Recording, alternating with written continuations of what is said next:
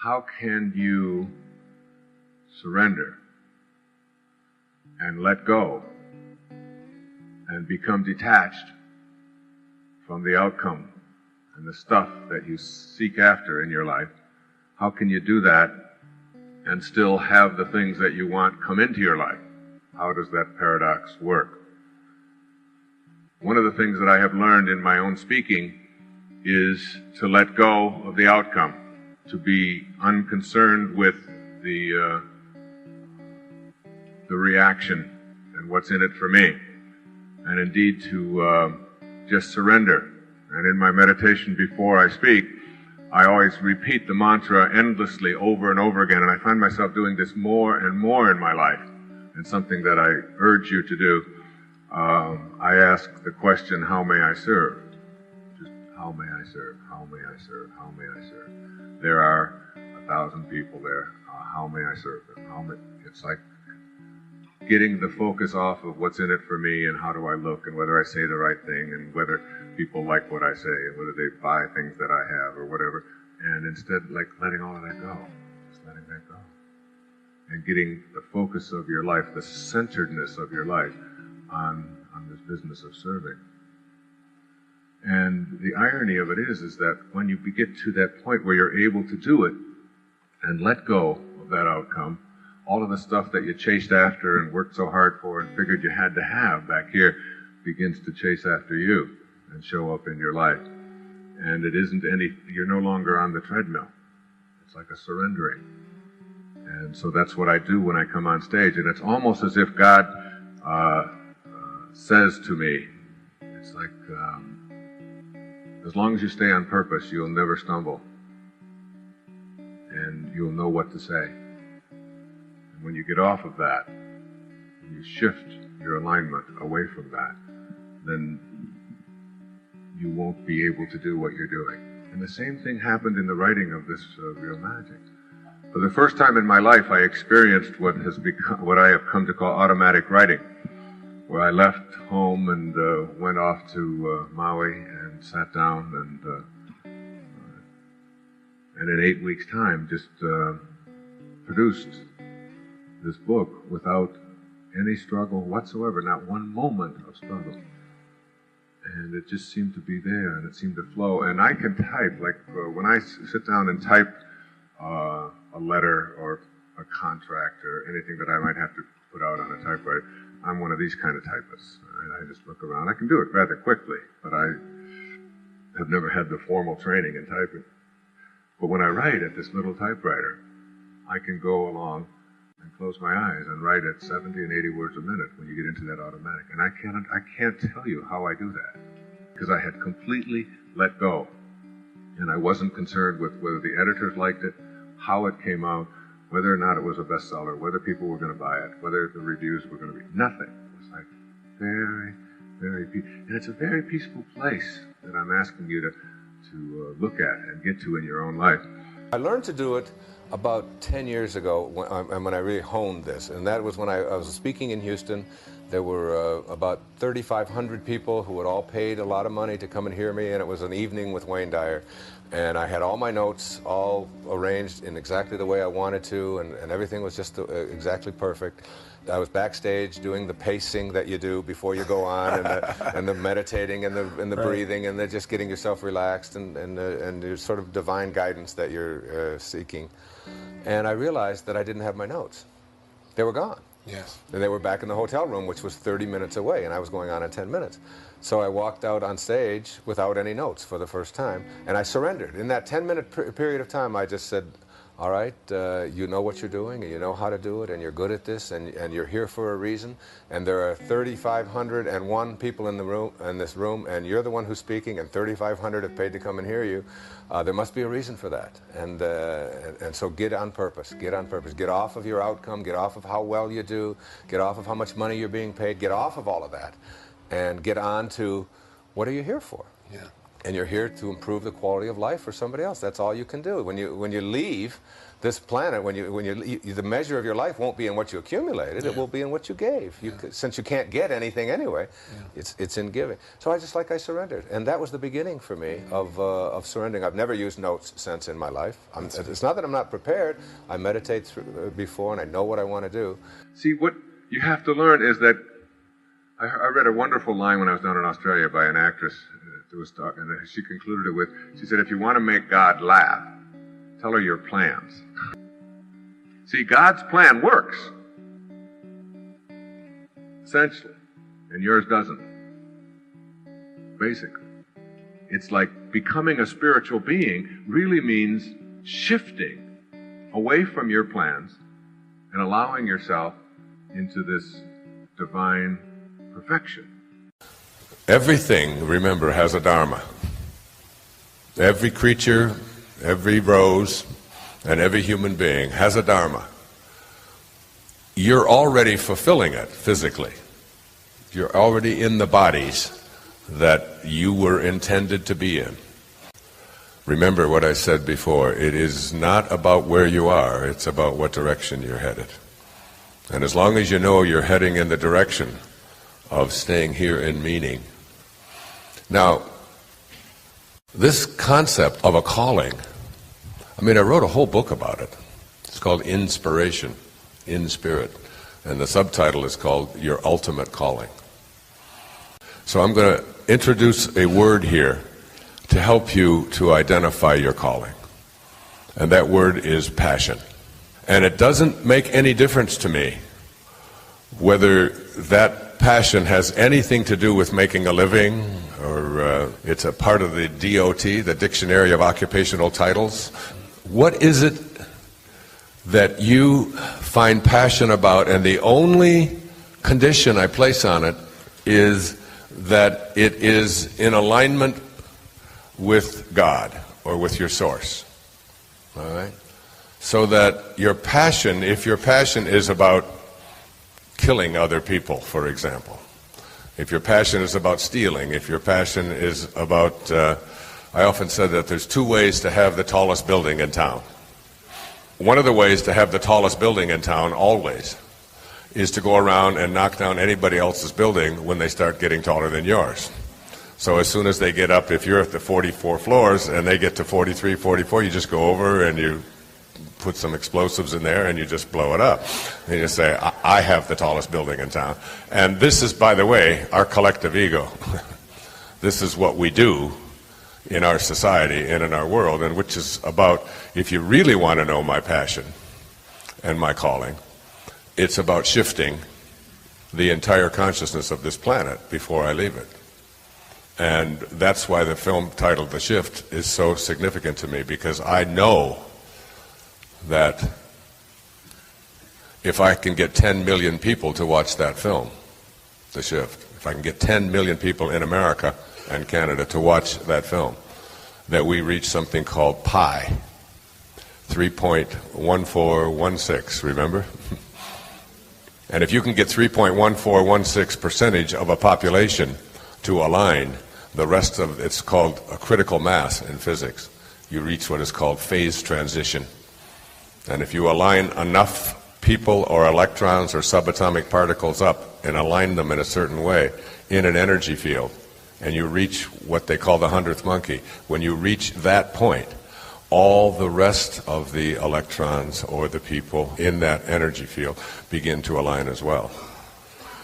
And we have aligned ourselves collectively with a consciousness that allows for people to knock down other people's buildings. The other way to have the tallest building in town is to always work on your own building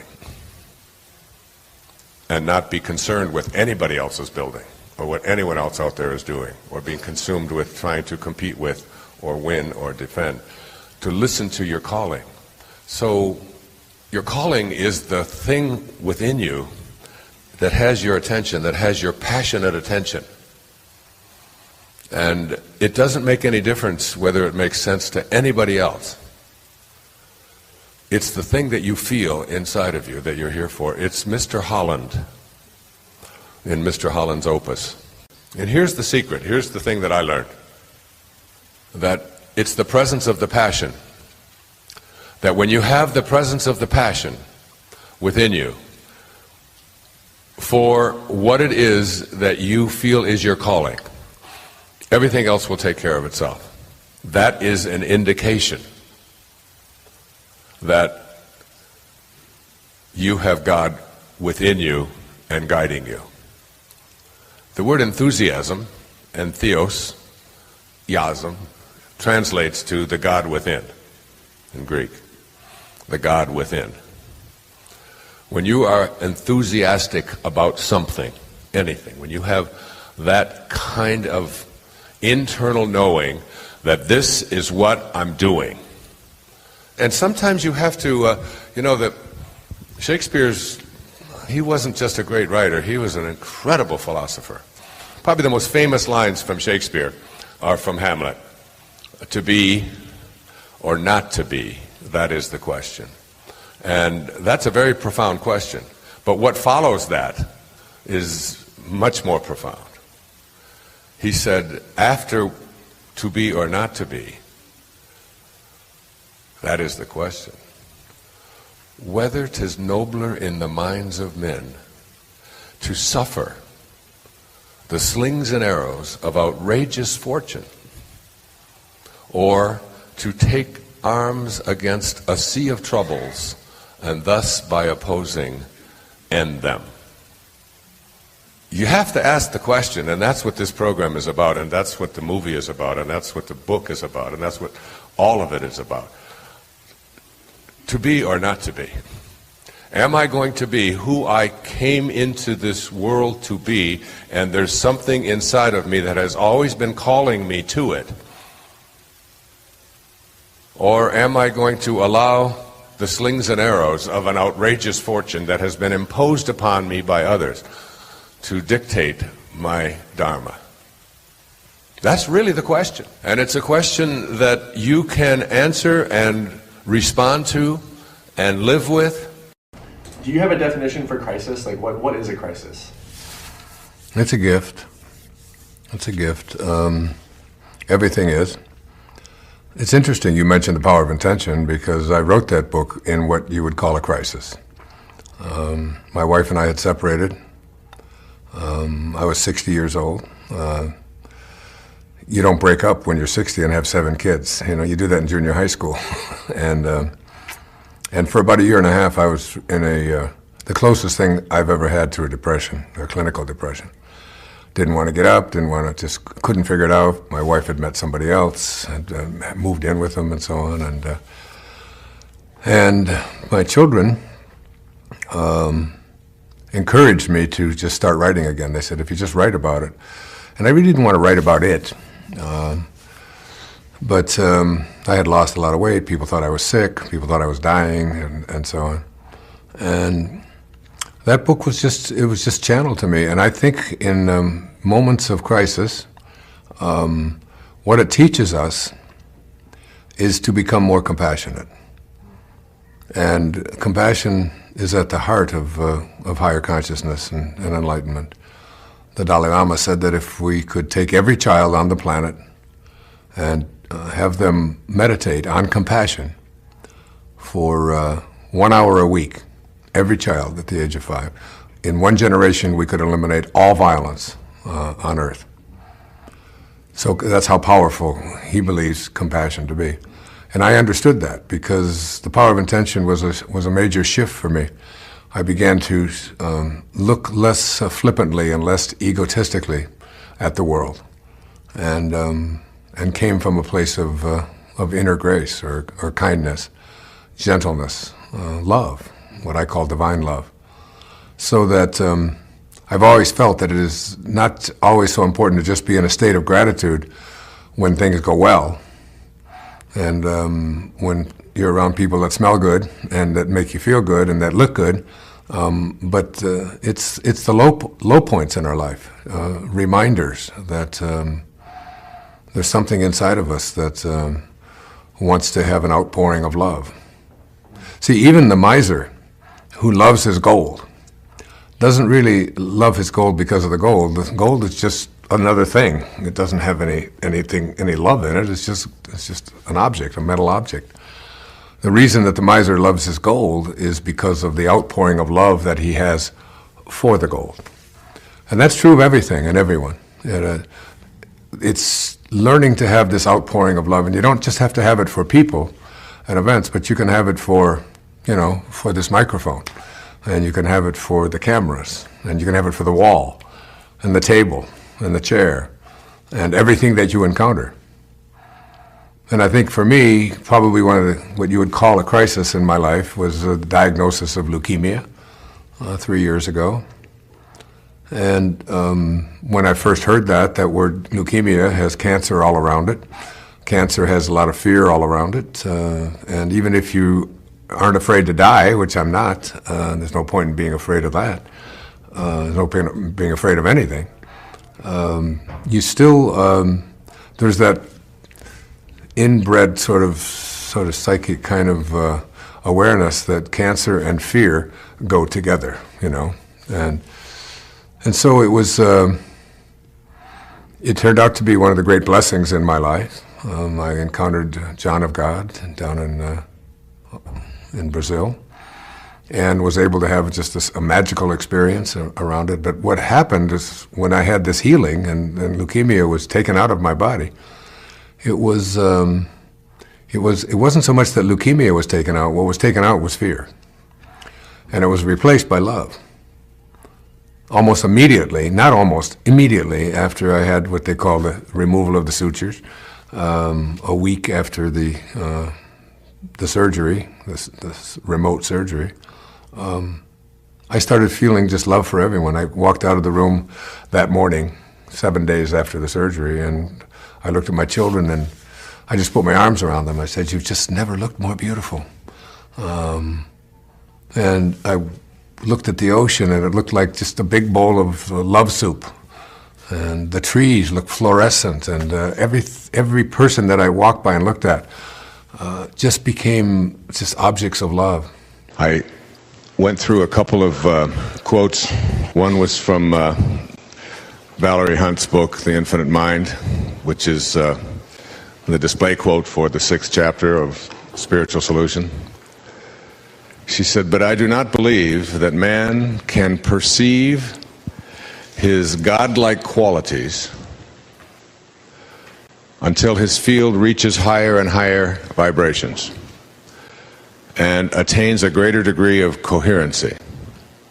No matter how hard we may try to receive spiritual guidance, we cannot until our fields are attuned to that vibrational system called God." Let me share that with you again. "But I do not believe that man can perceive his God-like qualities until his field reaches higher and higher vibrations and attains a greater degree of coherency." So that you can sit there in anger and in fear and in shame and all of the reactions in your life that compute to make you weak, and that will make sense shortly. And you can never come to know God according to the mind field theory that Dr. Hunt espouses and talks about, and according to a spiritual solution to every problem.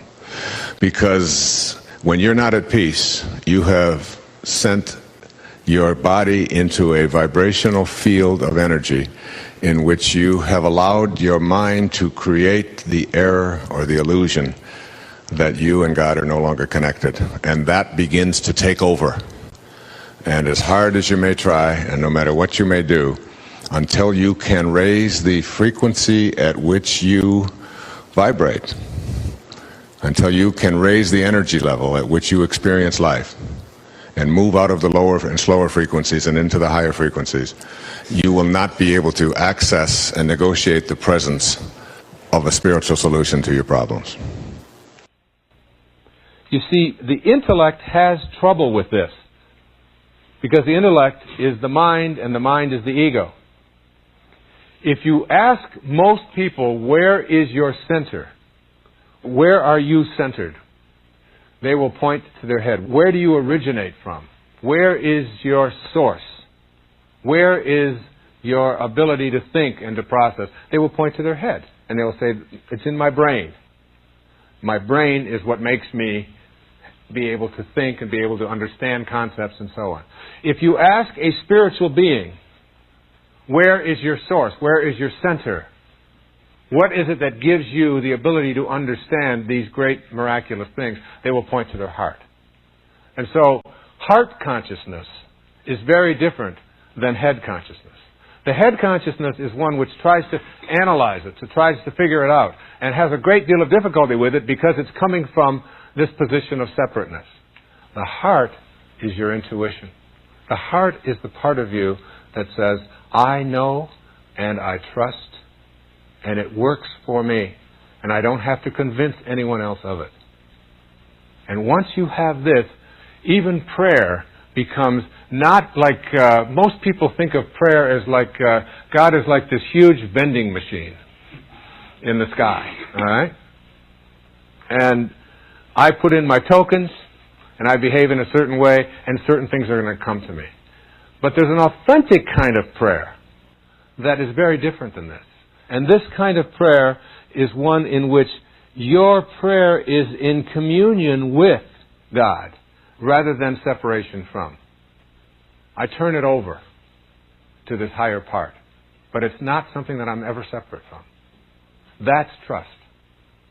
That kind of trust, in combination with knowing that you're no longer afraid of being God. Know ye that ye are gods. And I am in you, and you are in me, and I am in the Father, and the Father is in me. It's like this is something that we are being taught, and yet we have been conditioned almost to subscribe to another idea which says that I am not trustworthy, I am separate from, I can't do those things. That has to be transcended. You have to understand that in terms of people using it to give fear to you. And our greatest fear is the fear that we're going to be alone, that we're going to be abandoned. But this universal intelligence that is everywhere, this divine intelligence that is universal, that is in all things, how can it abandon us? Wherever we go, it's there. When you trust in that and know it without any doubt, you begin to see it everywhere. You see it in the flowers. You see it in the sunsets. You see it in your babies and in your mother-in-law. You see it in all places. And what you're doing when you see it is you're recognizing that I am worthy, and I am important, and I am significant. Yes, I am connected to God. I am what God is doing. And that's the subject of the next person. Honoring your worthiness to receive. Thank you. If you don't believe what goes around comes around, the next time you see somebody down, just smile at them. Just say hello and be friendly toward them. And you'll see that what you send out is what comes back. Now that law of the universe is so powerful that it affects every cell in your body. Every cell in your body. When you look at one cell in your body, ask yourself what makes the cell work.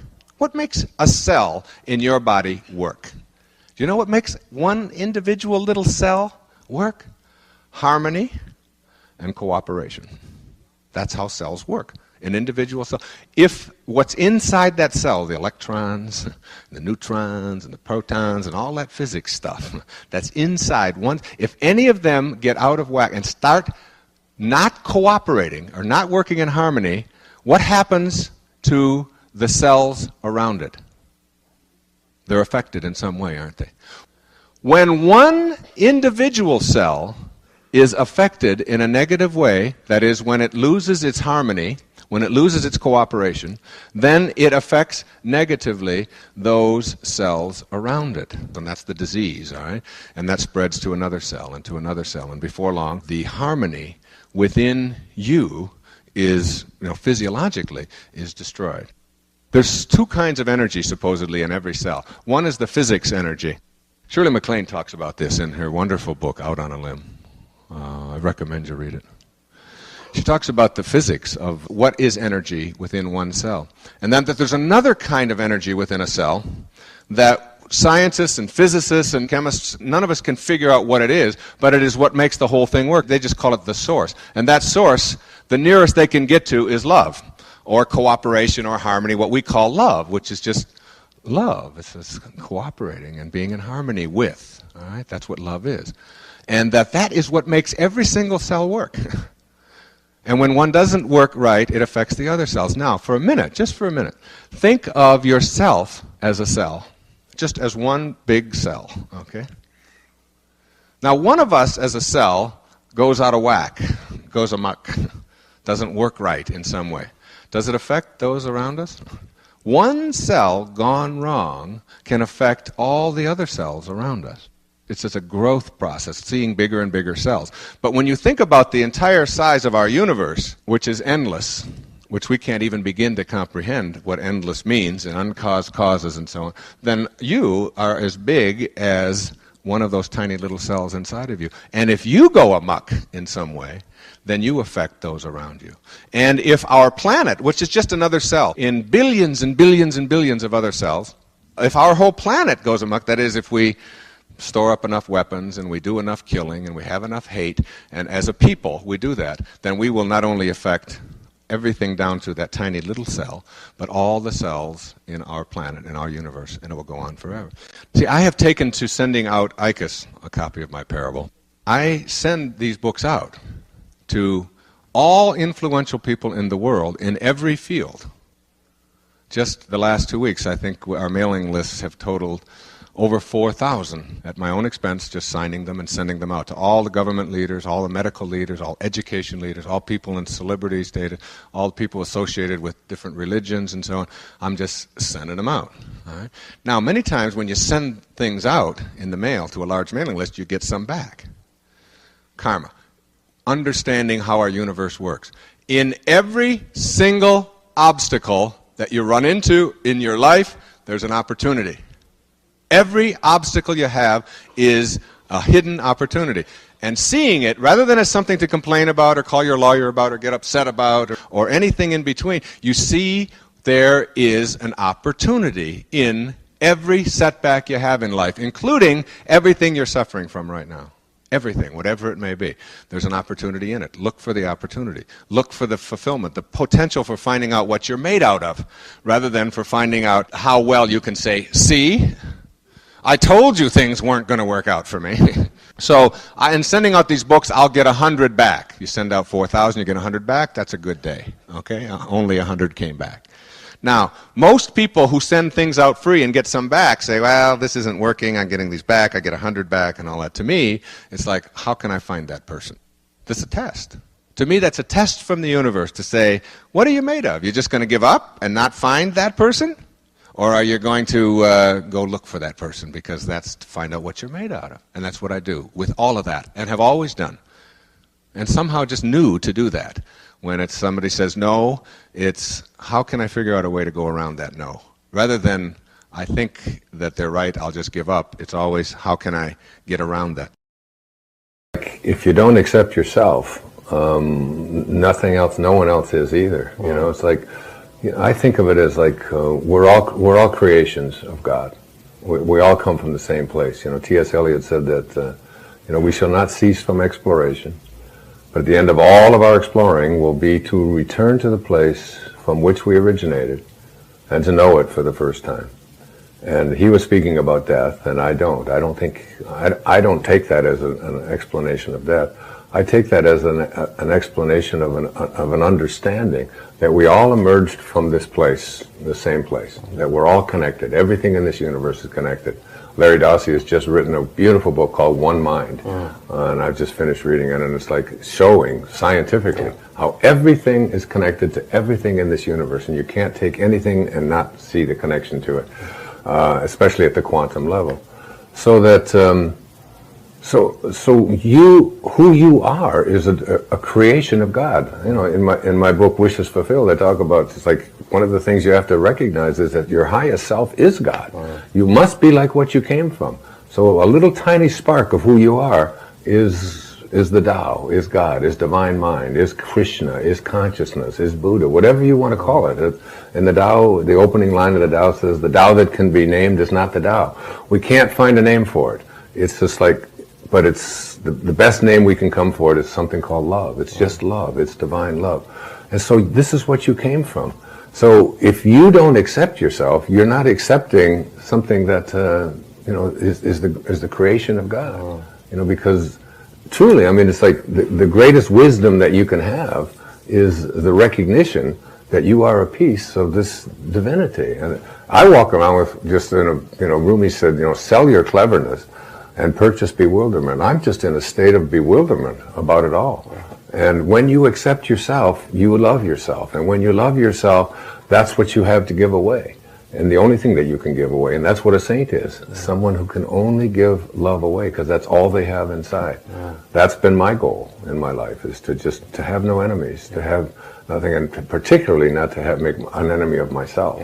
To love everything about myself. And while I was going through the last 6 months of this pain, the stuff we tapped on down in Australia and so on, most of the time, and you've heard me say it many times, say there's a lesson in this for me. And I just did a public television special, another public television special. And when I got an hour and a half before the show to start, I got one of these attacks again in the neck, and I was just like, how am I going to get through this thing and so on.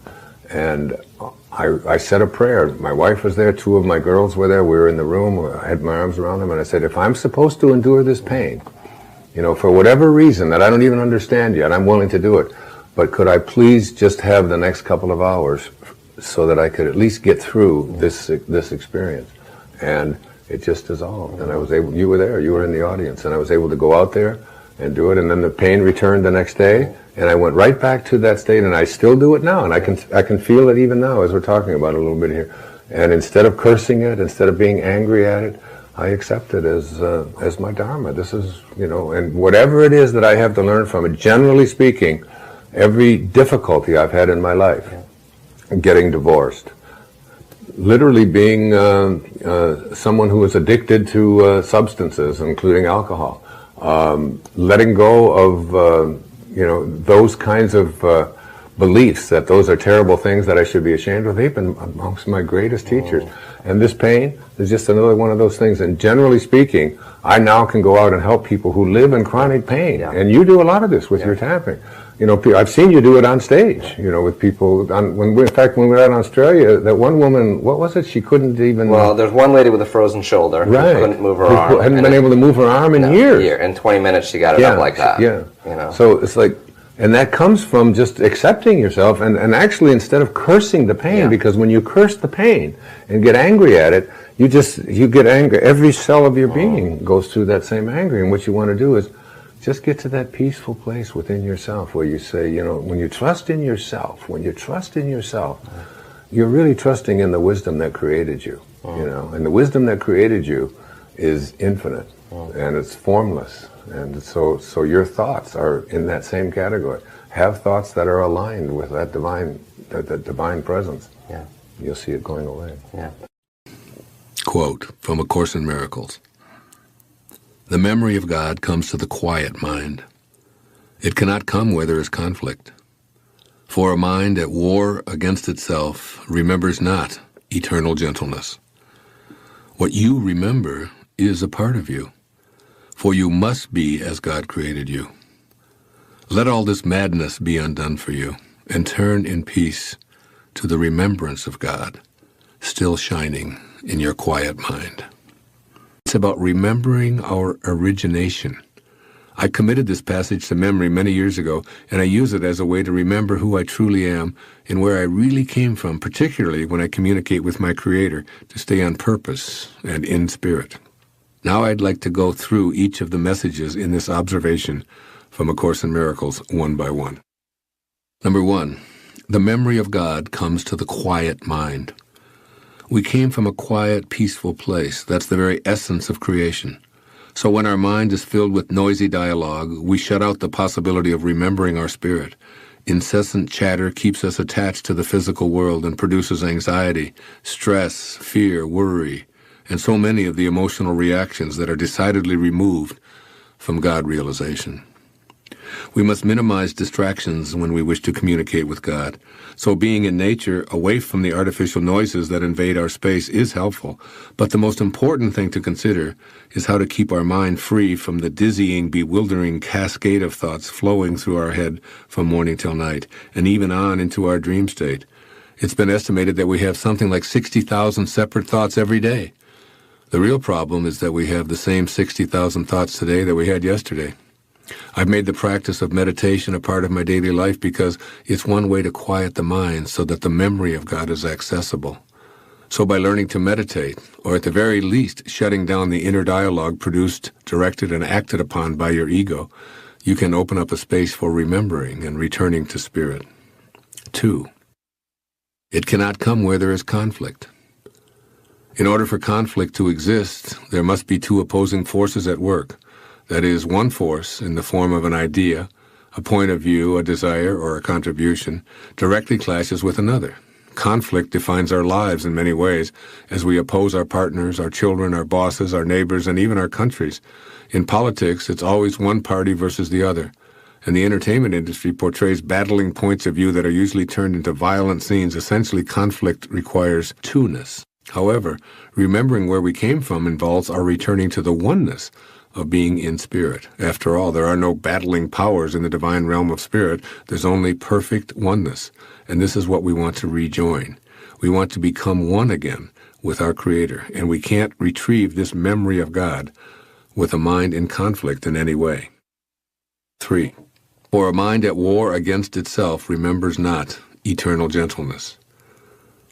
The second part of this teaching from A Course in Miracles reinforces that a combative mind cannot remember where it once resided in eternal gentleness. Obviously, you can't wage war and simultaneously focus on peace and gentleness, and it is eternal gentleness that you want to remember and rejoin. It's really quite simple to do this. Just close down the battlefield and surrender. Remove all of the artillery, send the soldiers home, and replace the instruments of war in your mind with thoughts of peace, tranquility, and surrender. Making your mind a place of peace is achieved by your own will, so steadfastly refusing to have thoughts of conflict allows you to activate the glory of remembering your spirit. 4. The fourth part of this quote. What you remember is a part of you. Every memory I have is me. What a glorious feeling it is to know this. We each have the power to retrieve any piece of ourselves that we desire and to experience it right here, right now, in this present moment.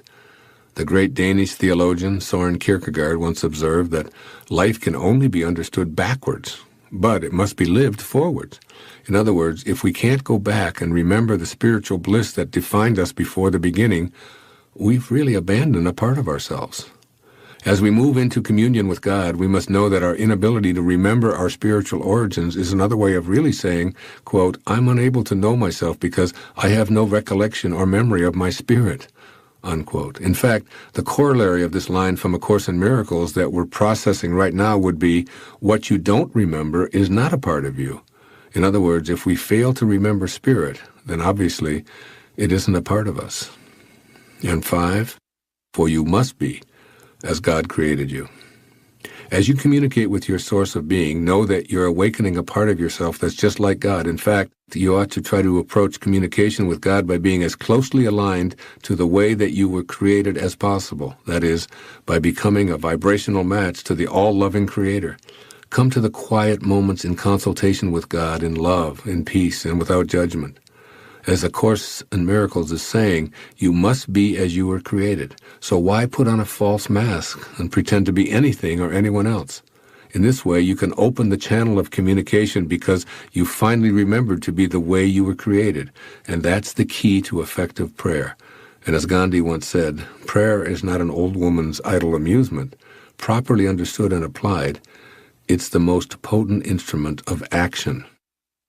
And 6, let all this madness be undone for you, and turn in peace to the remembrance of God still shining in your quiet mind.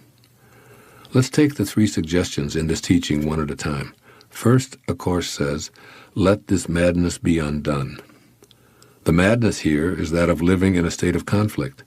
In other words, We must make an attempt to transcend the dichotomies of our life because the division creates so much suffering and keeps us from living an inspired life. I remember a Ram Dass lecture in which he said, "I firmly come to the conclusion that there are no thems for me anymore. I can't be told who to hate, who to fight, who to subdue. I only see an us in my heart." All those messages to divvy up our world are insane. All our self-centeredness just drives our ego's insatiable appetite for making us special and putting other people down. The Course encourages us to be done with this madness once and for all, both in our minds and in our actions. And second, we're told to turn in peace to the remembrance of God. Once again, we know in our heart that we came from a place of peace.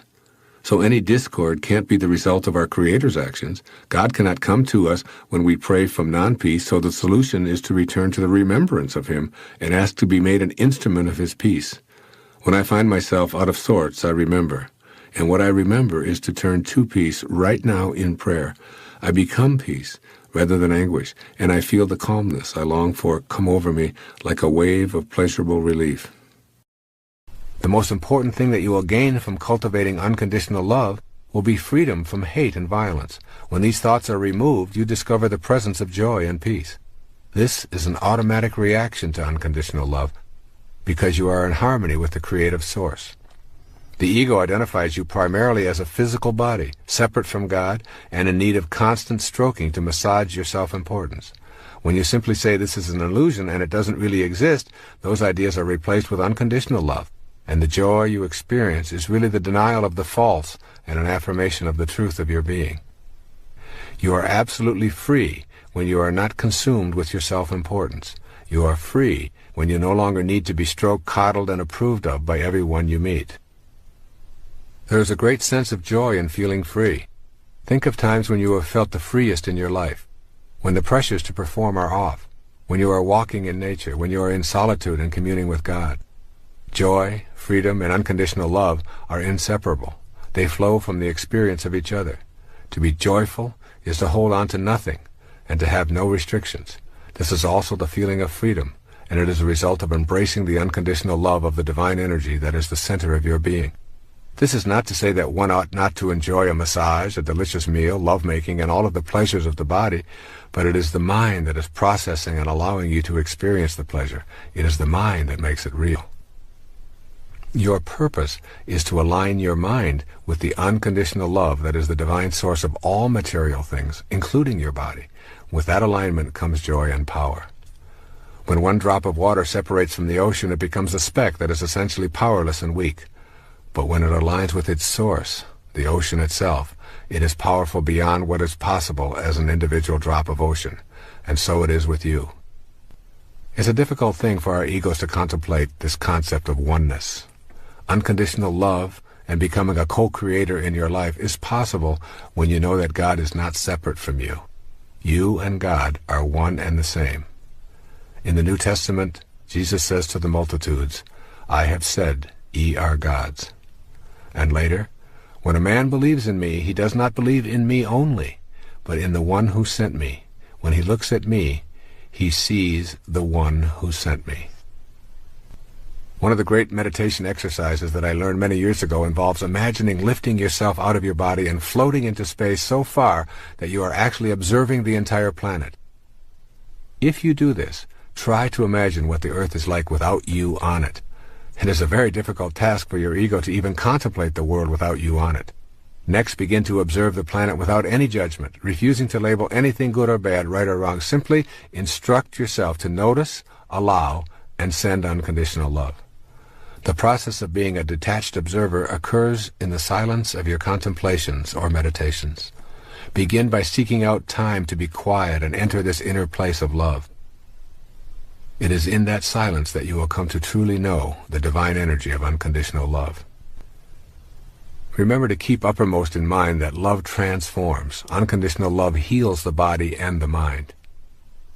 And then also remember that the polarity of love is fear.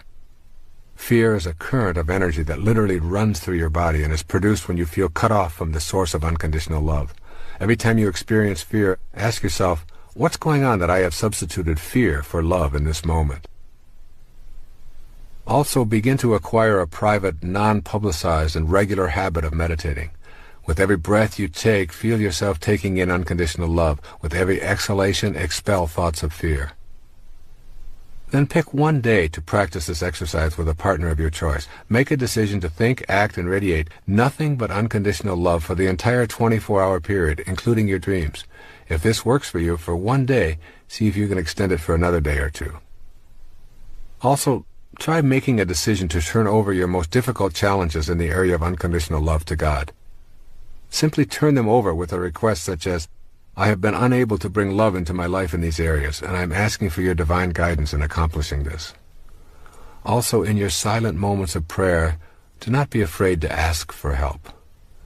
And then know the connection between manifesting your heart's desire and unconditional love. Without your connection to this love, you lose your connection to the creative process. Unconditional love is in all things you wish to attract as well as in you. Keep it honestly, and you keep your ability to know that you are a God. Lose it, and you lose your godliness. It is that simple.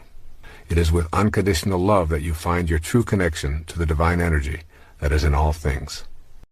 Your desire to be and live from greatness is an aspect of your spiritual energy. In order to create balance in this area of your life, you have to use the energy of your thoughts to harmonize with what you desire.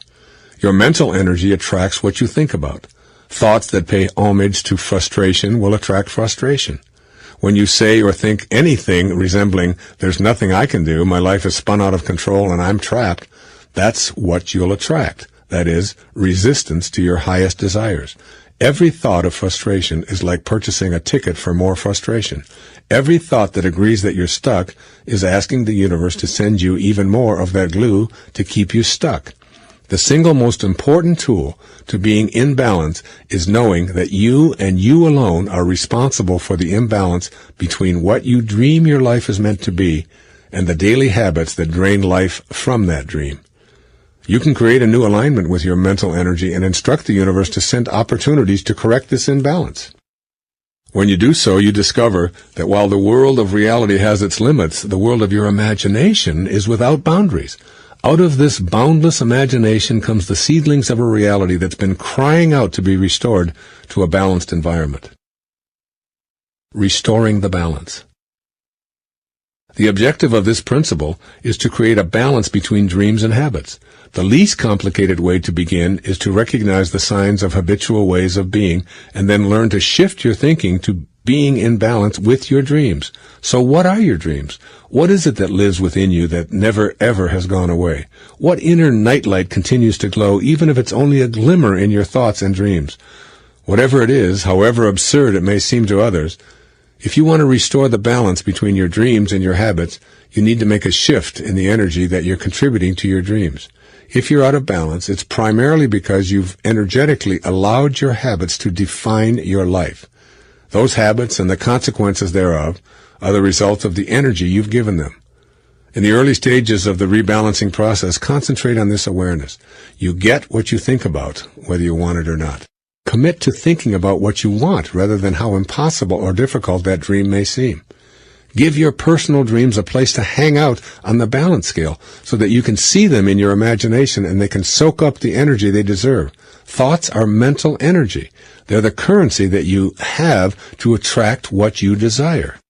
You must learn to stop spending that currency on thoughts you don't want, even though you may feel compelled to continue your habitual behavior. Your body might continue for a while to stay where it's been trained to be, but meanwhile, thoughts are being aligned with your dreams. The esteemed 19th century writer Louisa May Alcott phrases this idea in an encouraging and an inspiring manner. She says, quote, "Far away in the sunshine are my highest inspirations. I may not reach them, but I can look up and see the beauty, believe in them, and try to follow where they lead." Choosing to restore a semblance of balance between your dreams and your habits seems possible with Miss Alcott's phrases in mind. Look up and see, and believe in them. The words bring to life an energetic alignment. Rather than putting your thoughts on what is or what you've habitually thought for a lifetime, you shift to looking up and seeing and firmly believing in what you see.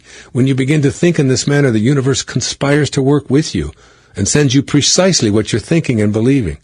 It doesn't always happen instantaneously, but once the realignment is initiated in your thoughts, you've begun being in balance. The habit of thinking in alignment with your dreams. Oscar Wilde once observed that we're all in the gutter, but some of us are looking at the stars. This is a perfect example of what it means to align your vision and thoughts so that they're balanced with what you sense you're here to be. A thought such as, "It is my intention to create a place to help underprivileged children," is in reality a message to the universe. If you feel strongly that you came here for a particular purpose, then you should cultivate energy to match this dream. It doesn't matter what the circumstances of your life are. Your current financial status is unimportant when it comes to your pursuit of this purpose. The presence of a gaggle of naysayers shouldn't sway you or make you doubt your attraction to your calling. What you're doing as you get your life balanced with your dream is beginning to co-create your life. Co-creation is cooperatively using the energy from the invisible field of spirit. It is perfectly balancing your in-the-world calling with the pure energy of creation. You emulate this creation field by being as much like it as possible. This involves your willingness to contemplate yourself as a being of balance, attracting the conditions you desire to produce. It is in the contemplation of this power that you actually acquire this power. I'm going to re-say that. It is in the contemplation of this power that you actually acquire this power. Listen to this statement until it sticks with you like superglue. You cannot manifest a place for helping underprivileged children by contemplating the impossibility of that happening. Even if you're in the gutter, you have the option of looking at the stars. This means thinking star thoughts and rejecting the weight of those that attract the gutter.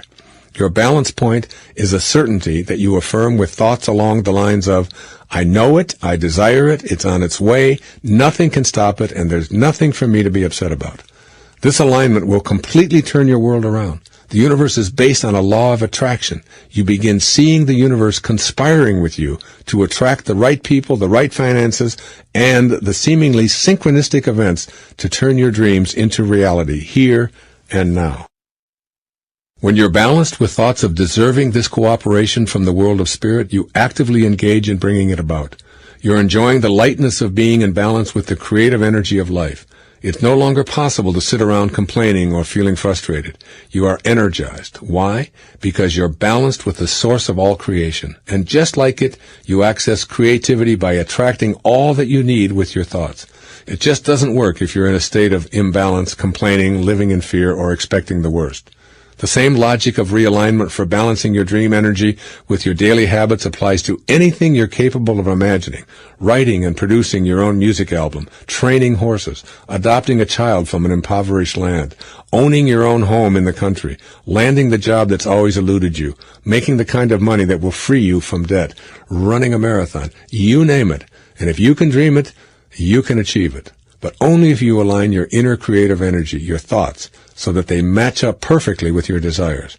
Thoughts that reinforce current habits that are incongruous with your desire must be replaced with aligned energy. No one has said it better than Jesus of Nazareth. Believe that you shall receive, and you shall receive. What's the point of living a life disputing such imbalanced wisdom?